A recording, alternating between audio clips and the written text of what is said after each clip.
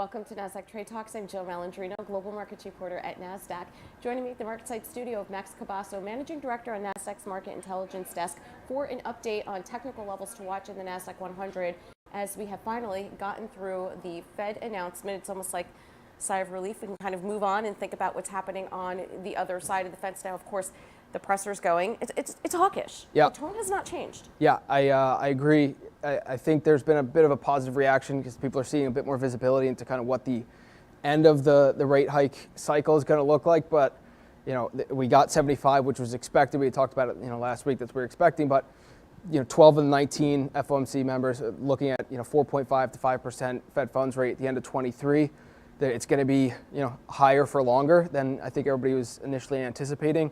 A lot of people are kind of pivoting, that Fed pivot, hoping for some cuts next year, and it doesn't look like that's going to happen. So, I don't exactly see this as a dovish statement or, reaction here. Right. And, you and I have spoken about this, where this is going to take patience and some time to work through the system. Just because we got the hike doesn't mean that, we get the market that we've experienced the past 10 to 12 years. So with that said, I want to pull up your first chart here because it's a longer term look at the Nasdaq-100. Give us some fresh levels to watch here. Yeah, so I still think we're looking to the downside. Those lows we saw earlier in the year, that 11,000 level, we saw that in June. Upside, again, we're still in that negative trend channel, so maybe 12,500, to the upside. But again, we've seen these reactions, previously with these last Fed days, where we get a sell-off on the actual announcement. Fed chair starts to speak, we see a rally. Next day, we start to see a bit more downside. We'll see if that turns around, but again, I still think we're looking for that downside support. We're kind of in that no man's land here of trading a bit sideways, trying to get a better gauge of things. But I still think 11,000 to the downside, those June lows is kind of the target that I'm looking at least to the downside. What about Fed fund rate expectations? Where are we now? So the expectations now for the end of the year is another 125 basis points in hikes. So that's 75 at the next meeting, and then 25 or 75, and then 50, and maybe another 25 to start 23. So again, not exactly the most dovish of statements that they're still going to go 75. I know Fed Chair Powell just came out and said, that's their expectations, but they write it down, but they're not set in stone, and it's kind of data dependent. And they had kind of gotten away from the forward guidance, but everything that came out today has kind of pointed more to that forward guidance, what their expectations are. They cut GDP expectations, expecting unemployment to tick up to about 4.5% end of 23. So, I think, like I said, another 125 by the end of the year is kind of what's expected right now. And they'll see if we get that. But again, that's the majority decision for the FOMC. What's the impact to the dollar? The dollar has continued to strengthen. Now we have the Bank of England that's coming tomorrow with their expected rate hike. We're at record levels here, as you can see in this one. We're over 110 at 111 now. So again, great for if you're traveling, you're going abroad. That's great for you. You get more bang for your buck. For any of those, multinational corporations, that's dollar headwinds. So you're going to start to hear, I'm assuming, more about that. The currency headwinds that they're facing as they're bringing their dollars back. So those large multinational corporations are going to be facing that headwind. And there's been that constant, talk about multiple contraction. Now with the Fed funds, getting up, to over 3% now, looking to be 4%, by the end of the year.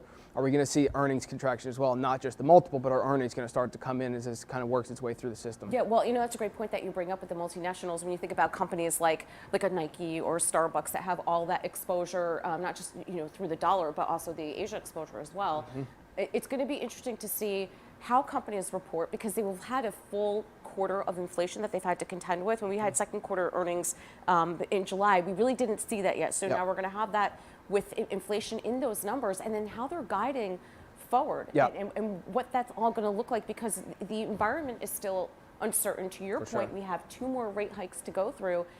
And, until earnings season kicks in, there really is no other catalyst. So I think, midterm elections, by the way. Yeah. Not that there's not enough going on, but I think this is going to be, we say this every time, an important earnings season, but there's a lot working against them in terms of inflation, consumer demand, a higher dollar. Yeah, definitely multiple sets of headwinds here. It's not just the one. It feels like we've kind of had one set, first was inflation, then it was the energy crisis. And now it's the currency issues. So there's a lot that goes into it. It's not just one thing they're going to talk about. I know there's a lot of people that track, what words get said, in different earnings. Is it inflation? Is it pricing? Is it recession? I think this next earnings season, it's going to be a lot of that. Is there currency involved? Again, mostly for the large cap multinationals. but you're going to start to see that. So it's a lot of different things. What's the focus going to be, and how are they projecting out? How are companies projecting out over the next 6-12 months? You know, what their forward guidance is going to be. Do they expect that to continue, or are they looking that this is short term? Every time there's been the transitory talk for inflation, everything's short term, it's taken a lot longer to work through the system. So every time we kind of get these small rallies, like, okay, we're going to turn it around, another headwind starts to come into the market. So I'm interested to see what companies are they more cautious with their guidance versus last quarter. We saw a lot of companies that had to cut, even pre-announce, cut their guidance, cut what their expectations. So I would imagine we're going to see a lot more conservative earnings estimates, from companies. And again, there's that earnings contraction. It's not just the multiple coming in; it's actual how much money they're going to be making. I think the term transitory is going to haunt the Fed.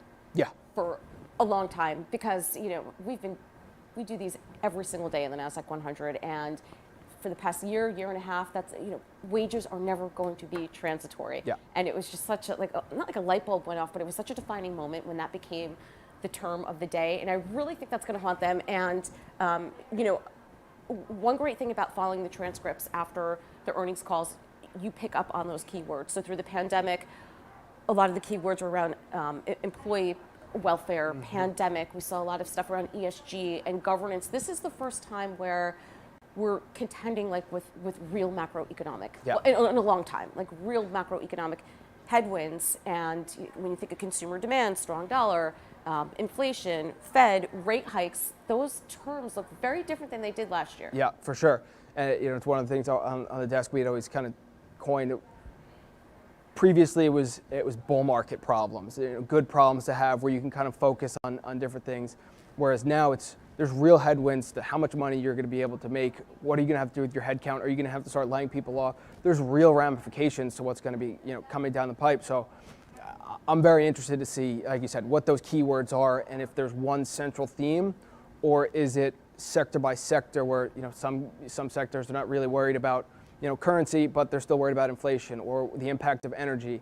And there's still obviously the war in Ukraine, Russia now mobilizing potentially another 300,000 potential soldiers. So is that going to pick back up? Is that going to escalate? Will that cause even greater disruptions to the supply chain?